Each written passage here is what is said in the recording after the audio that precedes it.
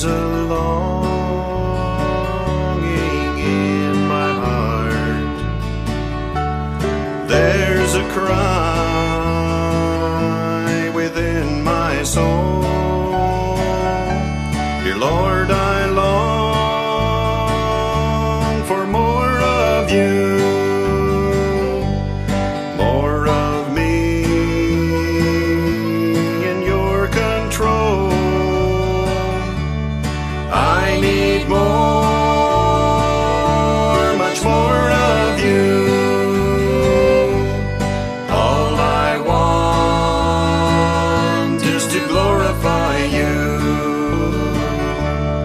Some men serve because of fear.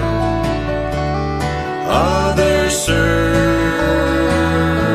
for the reward. But all I want is to love you more. Your will and mine in one accord.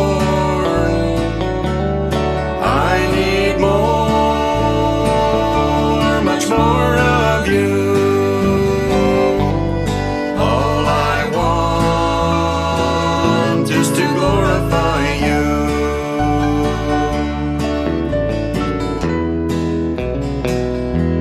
And through the ages of time, the words of John ring clear and sure. Less of me, I must decrease. More of God and His glory pure. I need more, much more of you. All I want is to glorify you.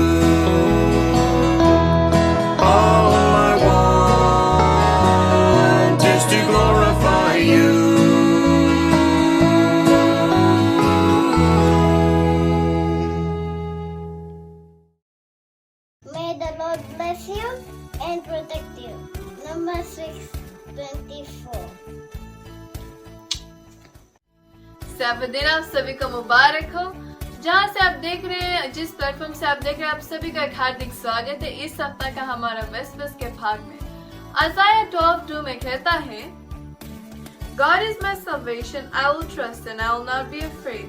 For the Lord God is my strength and my song, and He has become my salvation. जी हाँ दोस्तों साथियों, ये एक verse से मैं आप सभी का एक हार्दिक स्वागत देना चाहती हूँ और मैं आशा रखती हूँ कि इस सैबत दिन आप खुश रहे और इस कार्यक्रम को एंजॉय करें। तो आप सभी को साथ करने के लिए इस कार्यक्रम का दूसरा गीत में हम भाग लेंगे।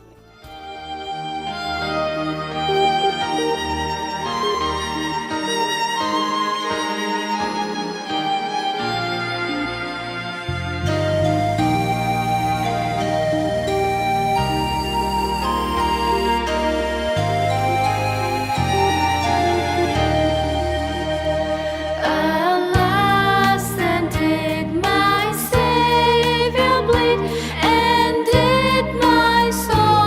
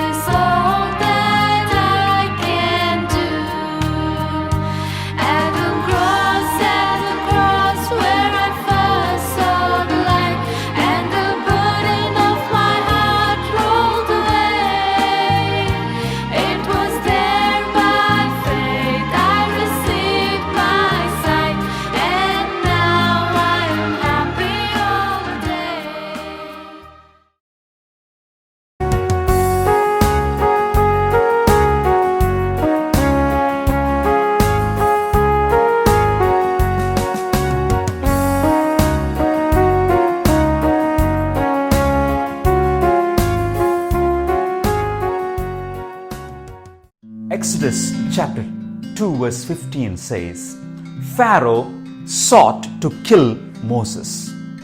One day, Moses saw an Egyptian beating a Hebrew. Moses killed the Egyptian and buried him in the sand. Because of that, Pharaoh sought to kill Moses. But in Exodus chapter 4 verse 24, the Bible says, God sought to kill Moses. Why did God want to kill Moses? Not because Moses gave excuses at the burning bush. Moses, yes, he gave excuses, but he finally accepted the call of God. This was after the burning bush experience, when Moses went to his family and shared with them about the call of God and his plans to return to Egypt. The family also agreed to go with him to Egypt on God's mission. When Moses, along with his wife Zipporah and their 2 sons, when they were on their way from Midian to Egypt, it was at that time God sought to kill Moses. Why did God seek to kill Moses? 2 reasons, my friends. Number 1, God expects obedience from all, including his chosen leaders. Moses neglected to circumcise one of his sons. He circumcised the first son, Gershom, but his second son he neglected. And so that was disobedience on the part of Moses. And neglect on the part of God's leaders will lessen the force of God's commandments upon his people. The second reason, God expects his leaders to lead by precept and by example. So God could not tolerate this neglect on the part of Moses, even though Moses was on God's mission. My brothers, my sisters, you are a leader. Yes, you are a leader, and God expects unreserved obedience from us. Maybe you are saying, I'm not a real leader, I'm just an ordinary believer. But you have an influence on someone, so you are a leader. And so God expects obedience from each one of us. May we be faithful to God in everything.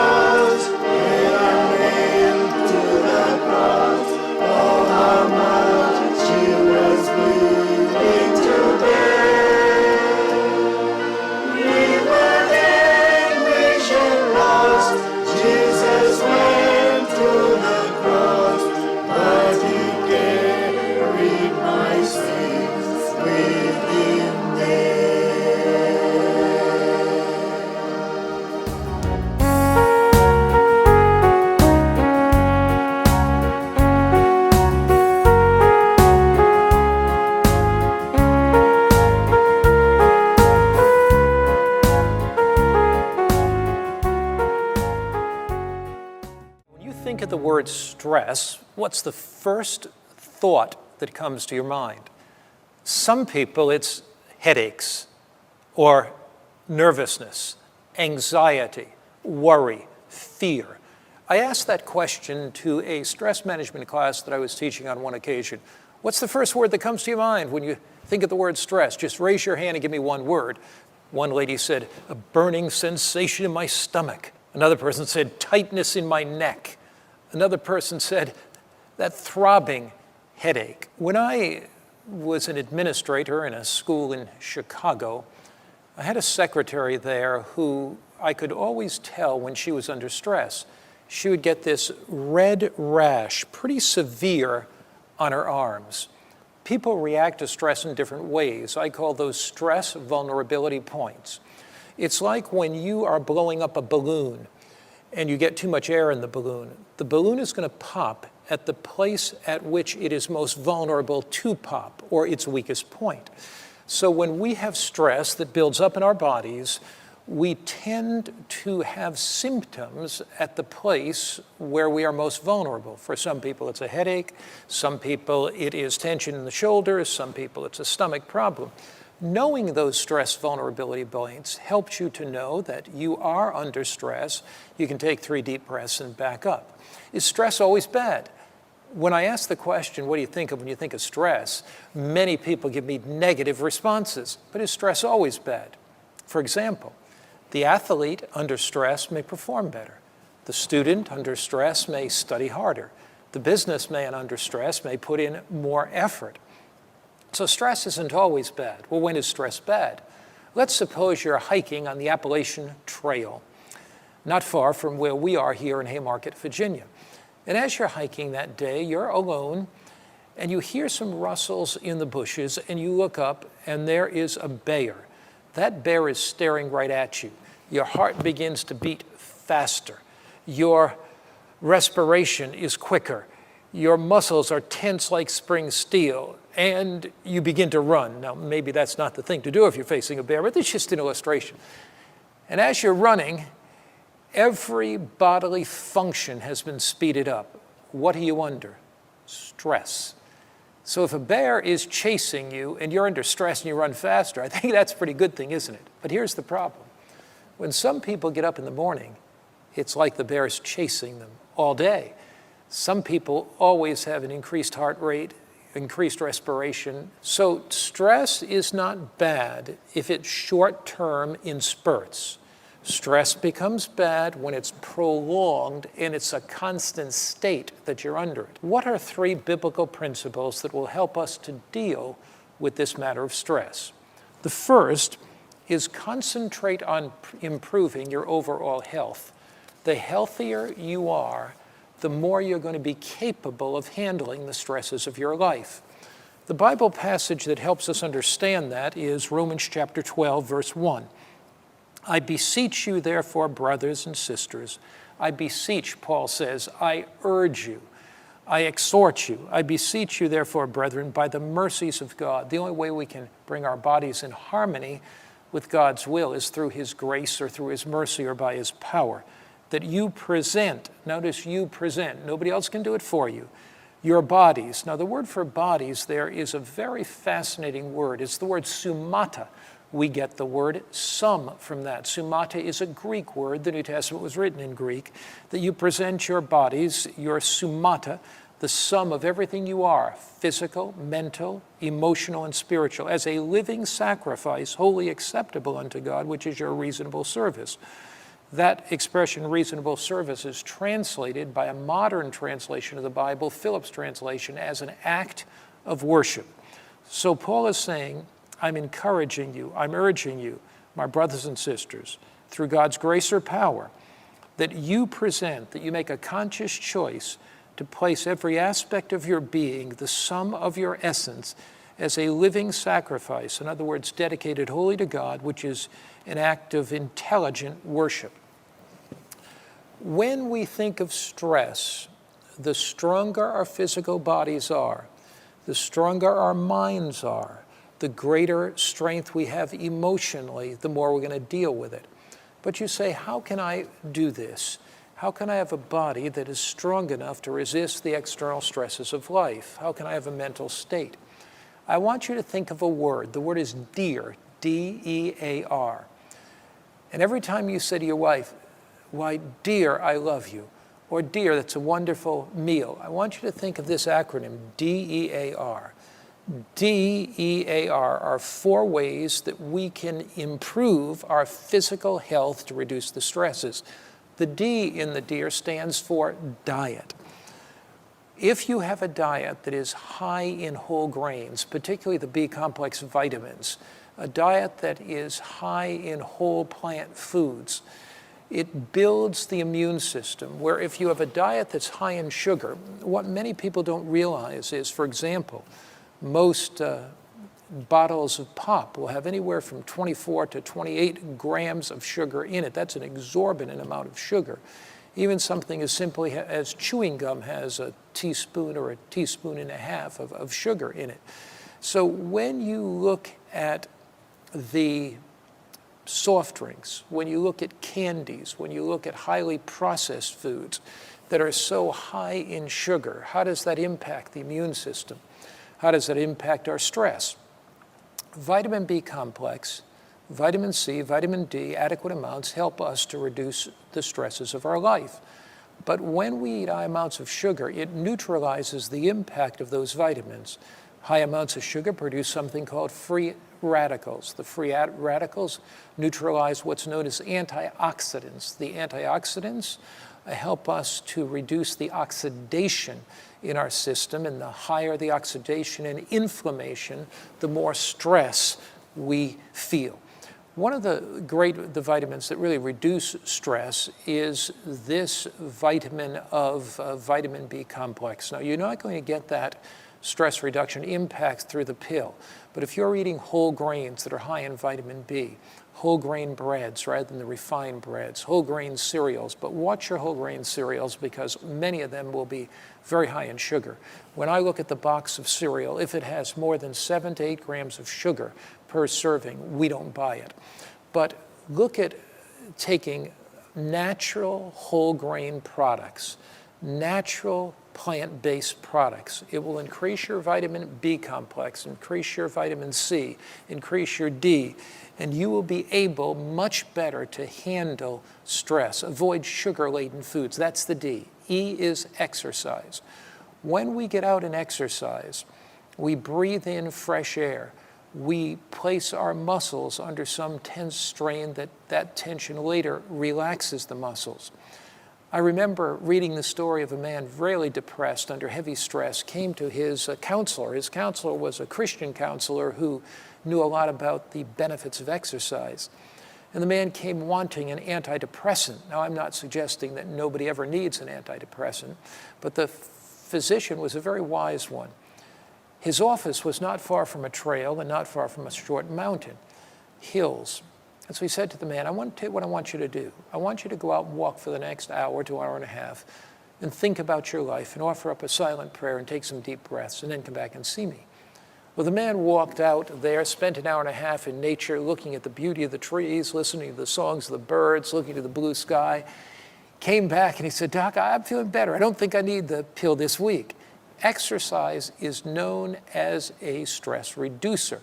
I know people that are highly professional in the medical profession, for example, that jog every single day, 3, 4, 5 miles.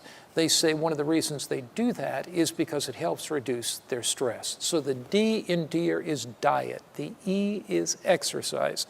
The A is air. Learn deep breathing. When I was a college student, which was many years ago, the organist was one of our students. When we came to chapel, the organist who played that chapel period was one of the students. She was a senior organ student, but when she played before 500, 600, 700 students, she really became nervous. She began to shake. And one of the things she said later that helped her was before going out onto the stage to play the organ for the songs during chapel, she learned deep breathing techniques. You breathe in through your nose and out through your mouth. In through your nose, out through your mouth. And then as you do that, you shake your arms and hands to get circulation going. You move your feet to get circulation going. And when that's circulation going, when you oxygenate your bloodstream, the red blood cells carrying oxygen to the brain help you to relax. D in deer is for diet. What's the E for? Exercise. And what's the A for? Air. And what's the R for? Rest. Rest is a stress buster. When you get too little sleep, you can't handle stress well. A person with too little sleep is like a car without any brakes. You're headed for collision. When you are under stress and have not slept well, you cannot control your emotions as readily. You tend to get nervous and anxious more quickly. You tend to lash out at other people. Plan to get 7 or 8 hours of sleep if you know you're going to be in a stressful situation. It is far better to get adequate rest than stay up and burn the candle on both ends, as it were, and plan to stay up late and get up early and then go to an important meeting the next morning. So here's your first stress buster.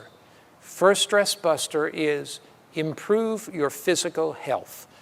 The stronger your physical health, the more you're going to be able to handle stress. And how do you do that? With DEER. D is for diet. Adequate vitamin B, C, and D in the diet. Adequate whole grains in the diet. A plant food diet, D.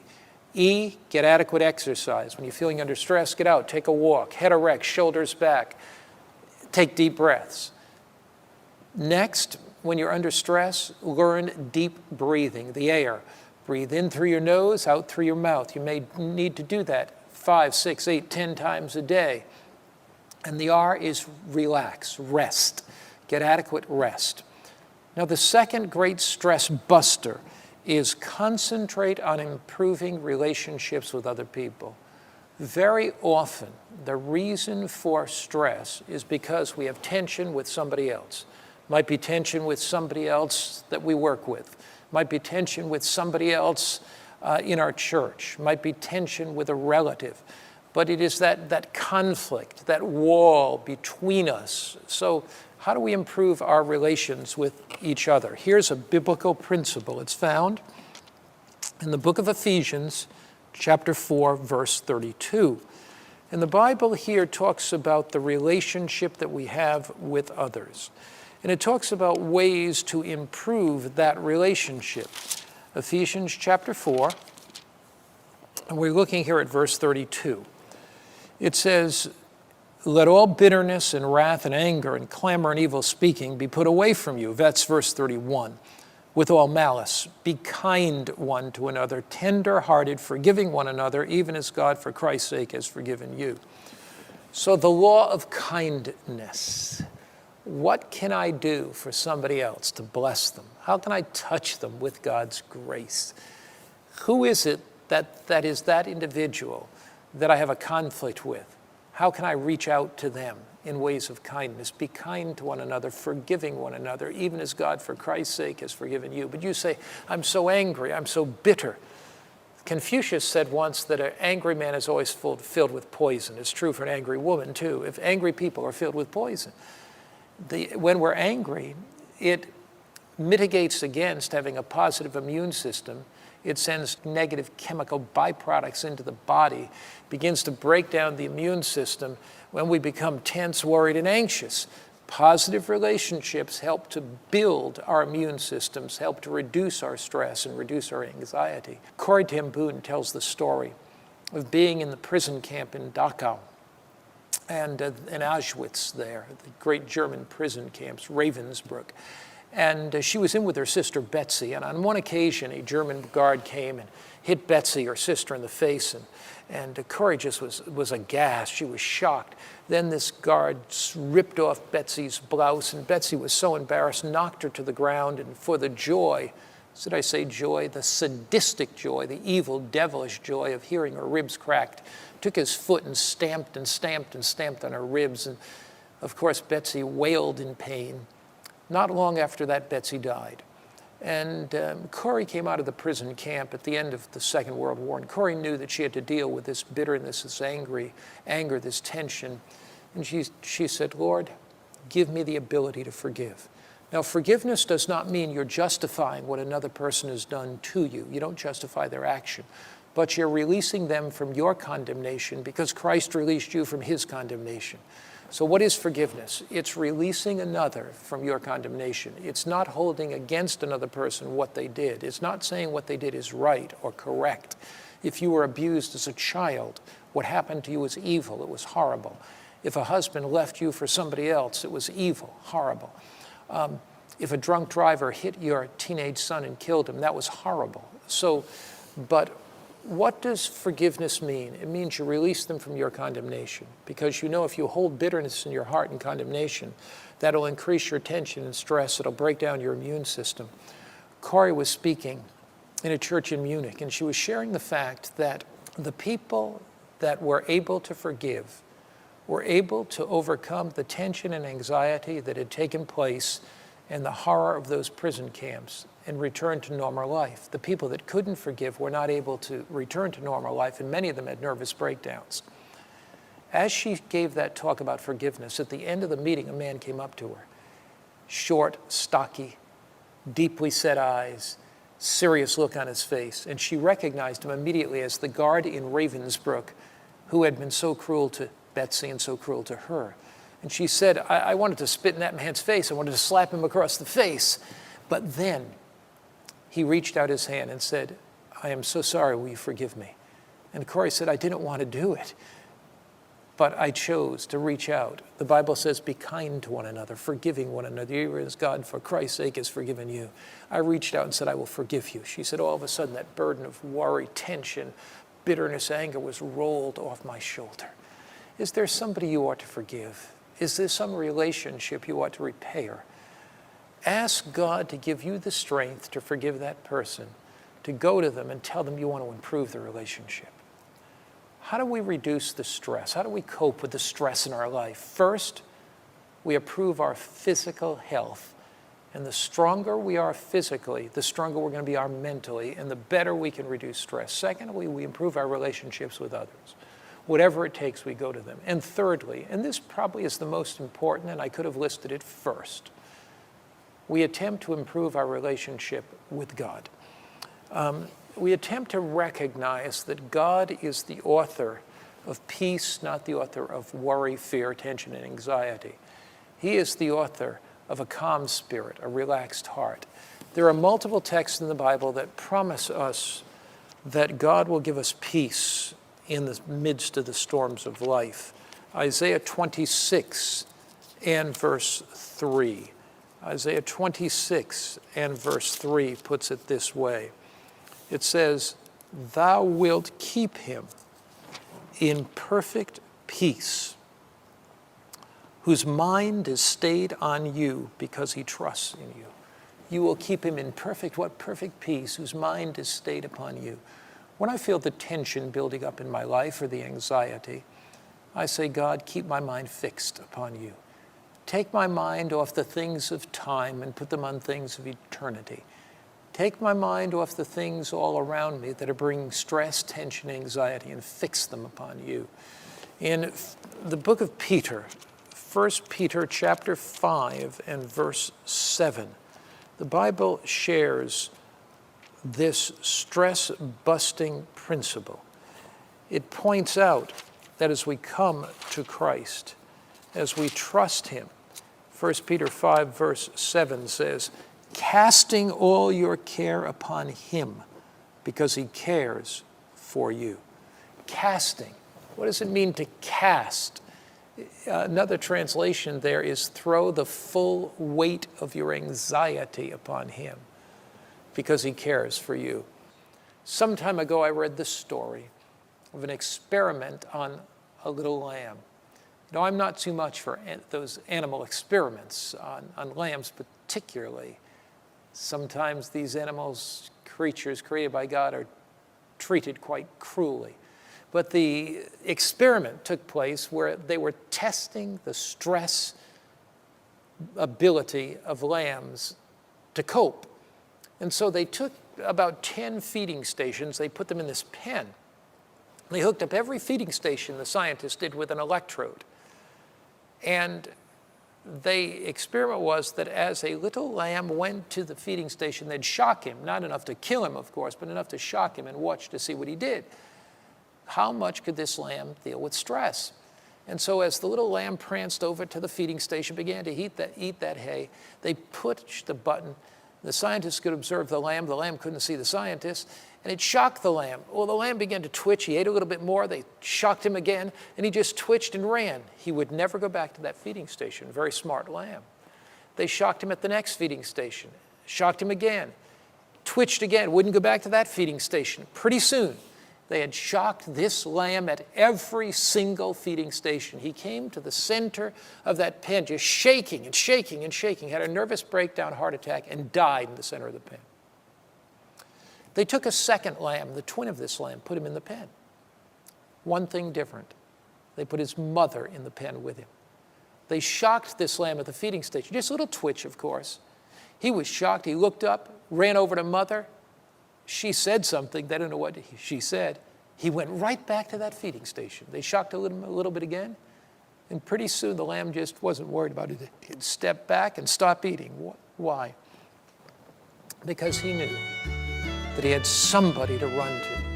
He knew that there was a security, a refuge in his mother. He knew that she would not allow anything to happen to him that would cause him undue suffering, hardship, and eventually death. Who do you have to run to in the times of your stress? Who do you have to run to in the times of your anxiety? Jesus' love is a great stress buster. Jesus is our great healer. He is our great stress reliever. He is the pill for stress. The pill for stress is the gospel. We come to the good news of God's grace, that He loved us, that He lived the life we should have lived, that He faced every stress or anxiety we will ever face, that He died the death we should have died, that forgiveness and grace and mercy is ours when sin and our failures bring us stresses, that the power of God is ours to bring us joy and happiness in the things we have to cope with every day. Come with all your stresses and all your anxieties to Jesus.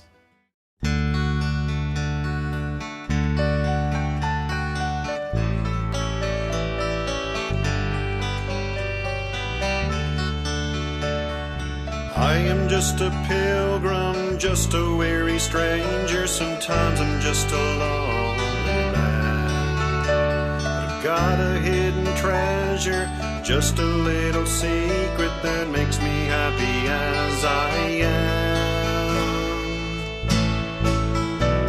'Cause Jesus is alive and He's living so deep inside me.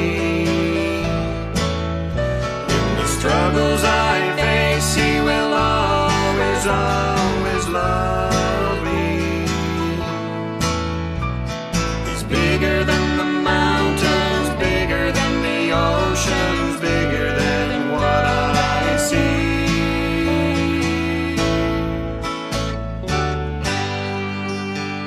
And He's in me.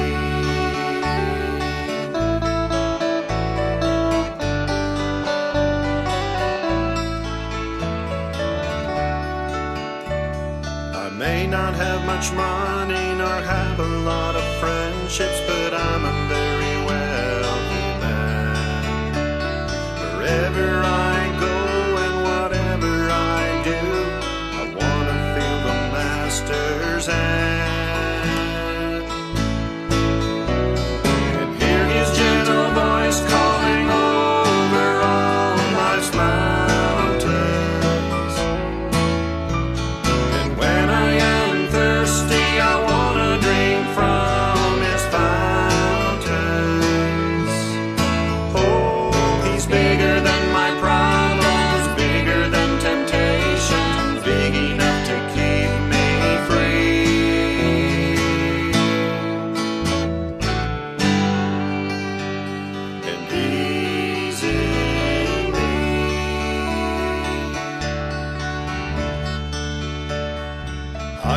just a pilgrim, just a weary stranger. Sometimes I'm just a lonely man. But I've got a hidden treasure, just a little secret that makes me happy as I am.